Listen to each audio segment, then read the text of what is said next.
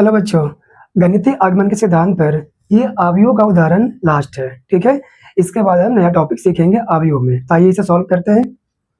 देखिए क्वेश्चन यहाँ पर ये कहता है कि यदि अवयव ए बराबर दिया हुआ है 2x2 का मैट्रिक्स अवयव और आई बराबर भी दिया हुआ है 2x2। ठीक है, तो साबित करना हमें क्या है कि a plus I plus A into I plus B का b इंटू ए का पावर n है। तो हमें लाना क्या है, a का पावर n मतलब प्रूव करना है ए का पावर n इंटू आई, आई यानी कि वही अब जानते हैं ना, आई मतलब आइडेंटिटी मैट्रिक्स यानी कि हिंदी में बोलते हैं इकाई अवयव। ठीक है, n इंटू ए का power n minus one into B into small B into A, जहाँ n किससे बिलोंग कर रहा है, कैपिटल n से। मतलब क्या, प्राकृतिक संख्या आप जानते हैं, ये नया तो है नहीं आपके लिए। चलिए तो इसे हमें प्रूव करना है, तो आइए इसको शुरुआत किया जाए। ठीक है, देखिए इसके पहले वाले उदाहरण में यानी कि इसके पहले वाले लेक्चर में भी जिस पैटर्न से आपने प्रॉब्लम को सॉल्व किया था गणितीय आगमन के सिद्धांत का प्रयोग करके, वैसे यहाँ पर भी सेम चीजें करना हमें, पैटर्न सेम रहेगा। ठीक है, तो आइए इसे लिखेंगे। पहले लिखेंगे यहाँ पर, यहाँ हम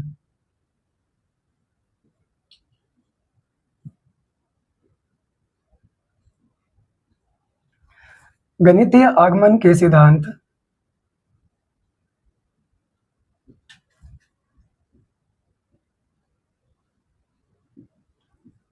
का प्रयोग करेंगे।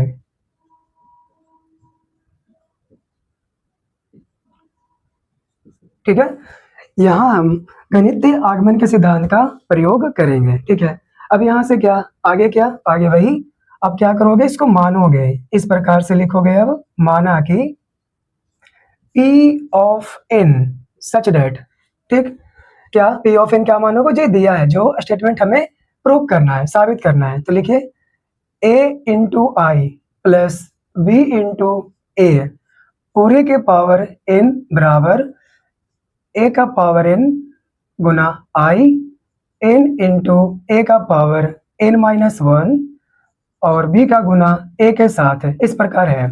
ठीक है, आपने इसे pn मान लिया। ठीक है, अब हम चलते हैं इसको पहले स्टेप पर। सबसे पहला स्टेप क्या है, सबसे पहला स्टेप लिखेंगे ना यहाँ पे, क्या, जब n बराबर वन।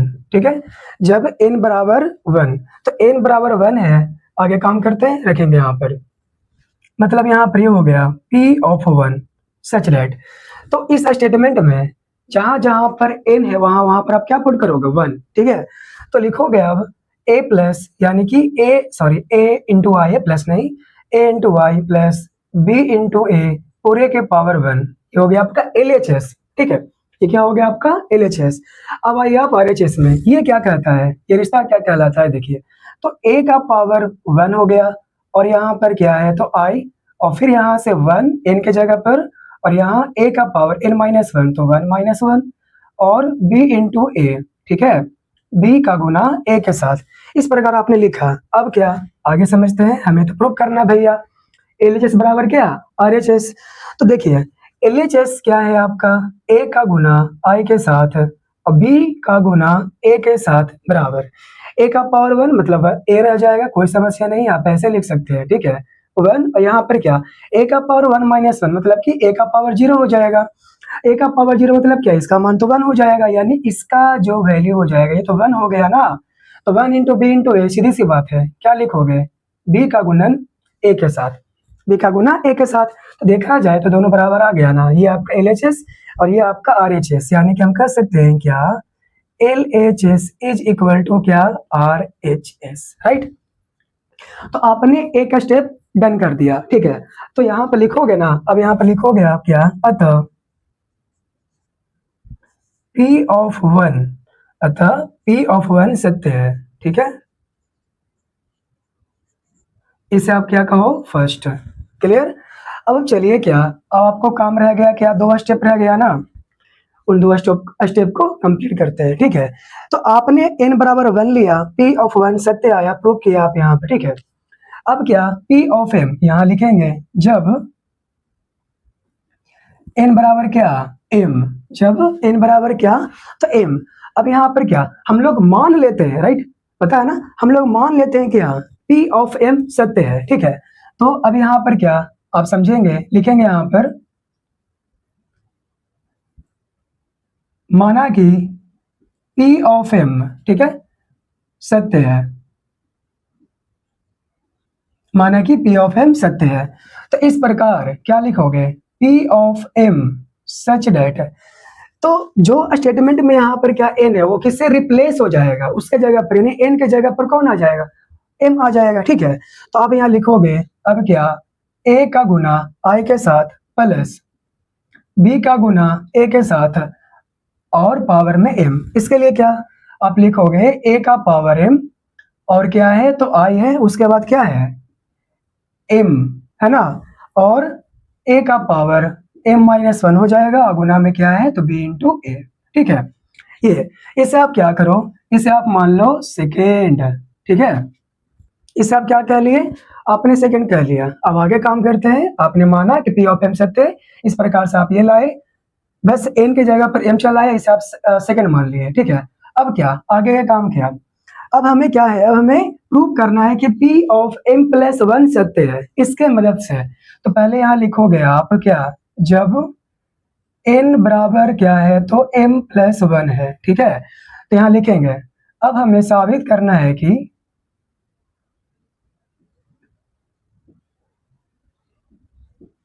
अब हमें साबित करना है कि P of m plus one सत्य है, ठीक है।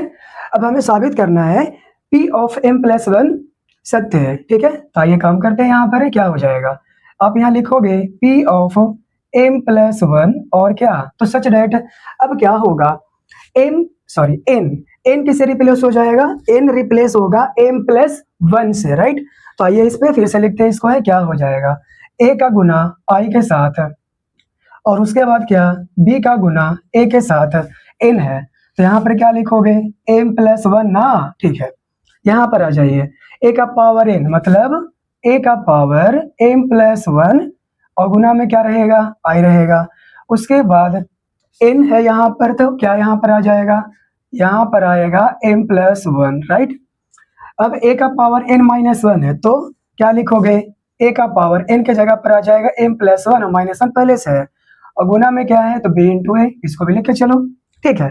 तो क्या आया है देखो, अब यहाँ से आप लिखो लेफ्ट हैंड साइड क्या है, a का गुना i प्लस b का गुना a का पूरे के power m plus one is equal to, यानी राइट हैंड साइड में क्या, तो a का पावर m प्लस वन और गुना में i, ठीक है, प्लस अब ये प्लस वन ये माइनस वन से खत्म हो जाएगा, तो केवल m रहेगा, तो a का पावर m आया ना, यहाँ से b और क्या तो a, ठीक है।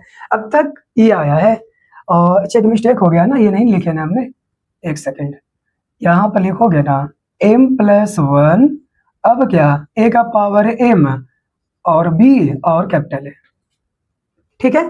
तो देखिए ये आपका इसके मुताबिक ये आपका LHS है और ये आपका RHS है। तो चलिए हम LHS को सॉल्व मतलब कि सिंप्लीफाई करते हैं और RHS के बराबर ले करके आएंगे, ये तो हमारा काम है, ठीक है।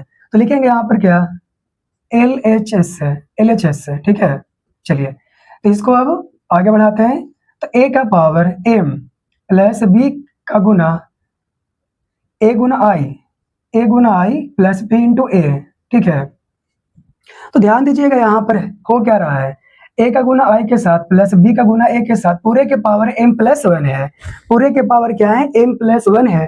तो हम जानते हैं कि अगर a का पावर टू प्लस वन हो तो a का पावर टू गुना a का पावर वन कर सकते हैं, ठीक उसी प्रकार इसे भी हम लिख सकते हैं ऐसे, ये पावर एक बार इसको m दे दो और उसके बाद आप लिखो a का गुना i के साथ, उसके बाद b का गुना a के साथ, पावर वन लिखो अथवा ना लिखो फर्क नहीं पड़ेगा आपको, ठीक है। अब इससे आगे बढ़िए, ए आई प्लस बी इंटू ए का पावर m है, तो इसके जगह पर आप क्या रख सकते हो, देखो अगर आप सेकंड का इस्तेमाल करो, देखो a into I plus B into A का पावर m बराबर ही दे रखा है, हम ये इस्तेमाल कर सकते हैं, ठीक है। तो इसके जगह पर यानी कि इसके जगह पर a into I plus B into A का पावर m के जगह पर आप ये रख सकते हो, ठीक है। तो आप यहाँ लिखो, अब क्या है इसके राइट हैंड साइड में लिखा है ये a का पावर m और गुना में i प्लस m और a का पावर m माइनस वन और गुना में क्या है तो b है और a है, इस प्रकार। और ये लिख लो फिर से, यानी a का गुना i के साथ b का गुना a के साथ, है ना क्लियर। चलिए अब यहाँ दोनों को सिंप्लीफाई करिए, यानी कि इसको सरल करिए, आपस में गुना करिएगा और क्या करेगा, ठीक है। तो बात को समझते हैं। अभी ये जो इससे मल्टीप्लाई करेगा तो क्या मिलेगा आपको, a का पावर m गुना i, तो लिख लो पहले पूरा, a का पावर m गुना में क्या तो i, और यहाँ से क्या है a और यहाँ से क्या i, ठीक है। अब यही इससे मल्टीप्लाई करेगा तो क्या लिखोगे, a का पावर m और i और क्या b का गुना a के साथ, ठीक है। अब ये जो इससे मल्टीप्लाई करेगा तो क्या लिखोगे, m a का पावर m माइनस 1 और b का गुणन a के साथ और क्या a का गुना i के साथ, ठीक है। अब ये इससे मल्टीप्लाई करेगा तो लिखोगे m a का पावर m माइनस 1 और गुना में क्या b और a, और साथ में ये आएगा तो b और a इस प्रकार आएगा, ठीक है। यहाँ थोड़ा a का पावर m माइनस 1, ठीक है। अब यहाँ से सॉल्व करिए, क्या मिलेगा देखिए। आपको पता होगा कि यहाँ पर क्या है कि a का गुणन a का पावर m का गुणन a के साथ है, तो बेस सेम, तो यहाँ पर आप लिख सकते हैं ना इन दोनों के मुताबिक a का पावर m प्लस 1। और ध्यान दीजिए ये इकाई अवयव से गुना करेगा ना, यानी कि जब हम इसको ध्यान में रखिएगा i का गुना i के साथ करते हैं तो हमें वापस i मिलता है, ठीक ना। तो ये इसे मल्टीप्लाई करेगा तो फिर से आपको यही आ जाएगा, ठीक है। अब यहाँ पर आ जाओ, इसके लिए a का पावर m और i b इंटू a, तो सिंपली बात है आप ऐसे लिख सकते हैं a का पावर m और i जो है a से मल्टीप्लाई करेगा, तो ये भी आप जानते हैं कोई इकाई अवयव किसी अवयव a से गुना करिए तो वापस a चला आएगा, ठीक है। तो यहाँ से क्या लिखोगे, a का पावर m और क्या b और i इंटू a हो जाएगा, सीधी सी बात। प्लस यहाँ पर आ जाइए, यहाँ पर है क्या क्या यहाँ पर है कि m, a का पावर m माइनस 1, a यहाँ पर भी है तो इसका भी तो पावर 1 होगा। जब ये दोनों का बेस है तो पावर जुटेगा, तो m माइनस 1 प्लस 1, तो माइनस 1 से प्लस 1 क्या हो जाएगा कैंसिल, तो आपके सामने क्या रहेगा, यानी कि m और a का पावर हो जाएगा m, इस प्रकार इन दोनों को मिला करके। अब यहाँ पर क्या है b और क्या रहेगा a और i से गुना करेगा, सीधी सी बात है केवल b लिखो, और a गुना करेगा i से तो केवल आपको a मिलेगा और कुछ नहीं मिलेगा, ठीक है ना। अब यहाँ पर आ जाइए, इसमें क्या है, ये तो m का गुना a का power m minus 1 b into a, तो ठीक है b इंटू b क्या हो जाएगा, b का स्क्वायर हो जाएगा। लेकिन a का गुणन a के साथ है, ये थोड़ा नया है, ठीक है। इसको आप सब क्या कर लो सेपरेटली देख लो, a यही लिखा हुआ है ना, तो देखो मैं क्या करता हूँ a का गुणन a के साथ और देखता हूँ क्या आता है, तो 0 1 0 और 0 1 0 0 और फिर से 0 1 0 0, ठीक है। अब ये आपस में मल्टीप्लाई करेगा तो 0 0 इससे मल्टीप्लाई करेगा 0 आएगा, ये इससे मल्टीप्लाई करेगा 0 आएगा, ये इससे मल्टीप्लाई करेगा 0, और यहाँ दूसरे पंक्ति से भी करेगा तो 0 ही आया। चलिए तो शून्य अवयव आ गया, ठीक है। यानी यहाँ पर क्या समझे कि a का गुणन a के साथ करने पर हमको क्या a स्क्वायर मिला, शून्य अवयव, ठीक है। तो शून्य अवयव मिला यहाँ पर, इस चीज का फायदा उठाइए। देखिए अगर ये यहाँ पर लिख लो फिलहाल क्या है, तो b का स्क्वायर b इंटू बी, और यहाँ a का गुणन a के साथ a स्क्वायर, ठीक है। तो आप अभी देखें ना कि ये जो आया आपका वो क्या आया, शून्य अवयव आया ना। तो यदि ये शून्य अवयव आपको आ चुका है तो आगे क्या होगा, बात को समझते हैं। एक सेकंड, यहाँ पर जो है a यहाँ पर नहीं लिख सकते हैं, रुक जाइए, क्योंकि ये लिख चुके हो ना, ये तो इसका हो गया, ये इसका लिख लिया आपने, और m इंटू a का पावर m और यहाँ से क्या b इंटू a, ठीक है।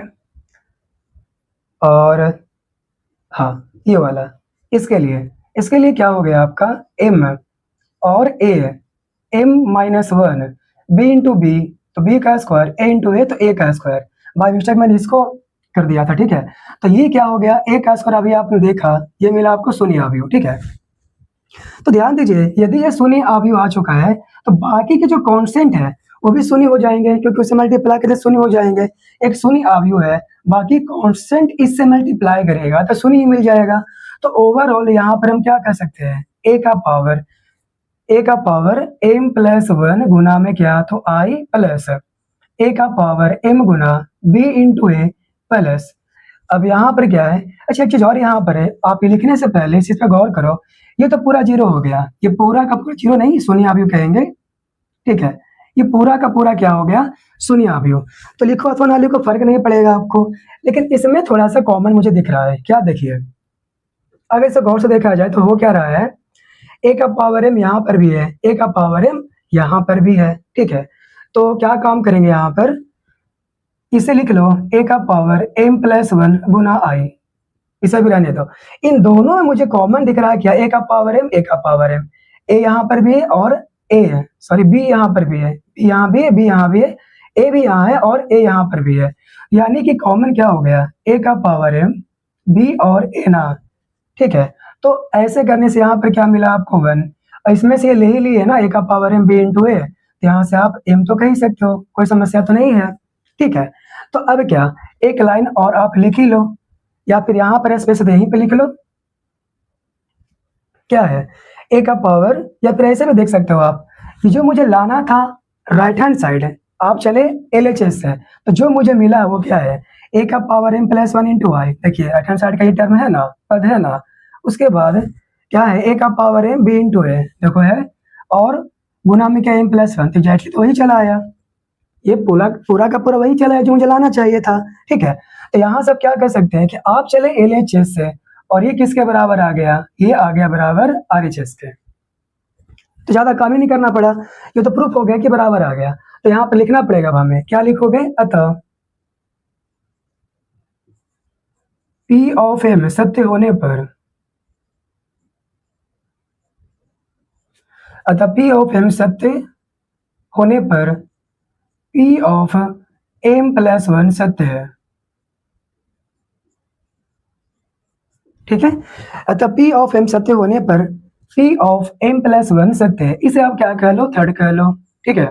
तो बताइए आप, ये 3 स्टेप में गणितीय आगमन के सिद्धांत से हम काम करते हैं, तीनों स्टेप क्लियर हो गया ना, फर्स्ट ये, सेकंड ये और थर्ड आपका ये वाला, ठीक है। तो हम कह सकते हैं यहाँ पर ये क्या, कि फर्स्ट और थर्ड से गणितीय आगमन के सिद्धांत से ये प्रूफ हो चुका है, तो लिख लो, उसे भी लिखोगे अब यहाँ पर क्या, फर्स्ट और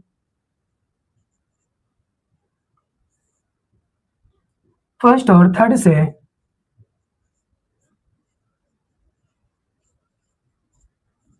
गणितीय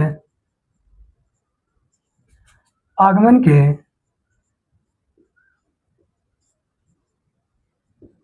सिद्धांत से सभी प्राकृतिक संख्या n के लिए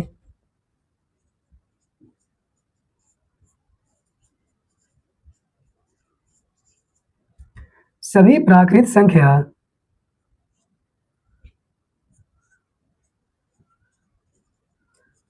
n के लिए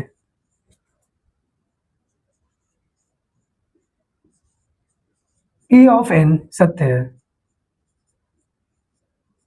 ठीक है। फर्स्ट और थर्ड से गणितीय आगमन के सिद्धांत से सभी प्राकृतिक संख्या n के लिए P ऑफ n सत्य है, ये आपका प्रूफ हो चुका है, ठीक है। तो ये क्वेश्चन जो है गणितीय आगमन के सिद्धांत पर अवयव का उदाहरण ये लास्ट था, ठीक है। अगले वीडियो से यानी अगले लेक्चर से हम नया टॉपिक सीख रहे होंगे। Thank you for watching.